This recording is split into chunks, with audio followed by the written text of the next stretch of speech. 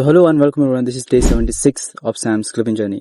और मेरा आज पे आउट हो सकता था, लेकिन आज संडे होने की वजह से वो थोड़ा सा पोस्टपोन हो जाएगा, क्योंकि जो नाइटो सर्कस वाला जो कैंपेन था जिसका पे आउट पेंडिंग भी था, वो पे आउट कल ही रिलीज हो गया।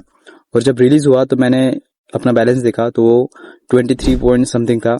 तो मैंने विड्रॉल करने की सोची और मैंने फट से विड्रॉल कर लिया, क्योंकि मुझे पता था double.gg का विड्रॉल सबसे फास्ट होता है। मतलब उसमें ज्यादा कुछ करने की जरूरत नहीं, क्योंकि मैंने पहले ही अपना बैंक अकाउंट वगैरह सेटअप कर रखा है। तो मुझे लगा कि कल अगर मैं विड्रॉल करूंगा तो 10-15 मिनट में आ जाएगा। यूजुअली ऐसे ही होता है, बट कल सैटरडे था और आज संडे है, तो इसी की वजह से वो उनका जो मतलब विड्रॉल टाइम है, जो कि 0 to 1 बिजनेस डे है, तो उसकी वजह से सैटरडे और संडे दोनों दिन छुट्टी होती है। तो उसकी वजह से शायद वो मंडे को हो जाए, इसलिए मुझे वेट करना पड़ रहा है। सो अगर वो हो जाता तो मेरे बैक टू बैक मतलब विड्रॉल्स हो जाते, लेकिन फिर भी कोई बात नहीं, वो विड्रॉल मतलब कहीं जाने नहीं वाला, वो आ ही जाएगा। सो उसके बाद अभी मैं अगर क्लिपिंग की बात करूं, मैं अपने जो स्लेटर क्लिपिंग पेज है उस पे मेरे पास कोई कैंपेन नहीं है, कुछ भी नहीं है। सो अभी मैं उसे एक मतलब एक ही निश के लिए प्रिपेयर कर रहा हूँ। तो उसके लिए मैं मूवी क्लिप्स जो है वो अपलोड कर रहा हूँ।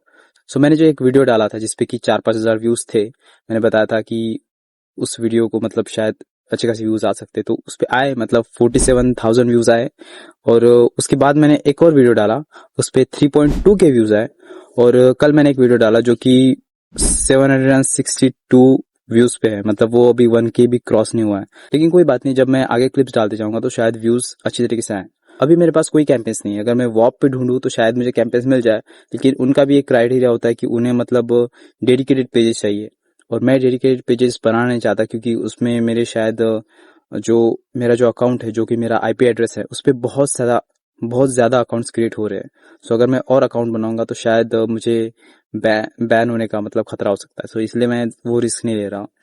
और जो मेरा दोस्त है जिसने कि मुझे बोला था कि जो फुटबॉल वाला कैंपेन है वो करना है, तो मैं उस पर भी मतलब ट्राई कर रहा हूँ। उस पर भी मैंने वीडियो डाला है, उस पर व्यूज आ रहे हैं, लेकिन उतने ज्यादा व्यूज नहीं आ रहे। लेकिन फिर भी मैं कोशिश कर रहा हूँ कि उस पर इतने व्यूज आए कि मुझे पे आउट मिल सके।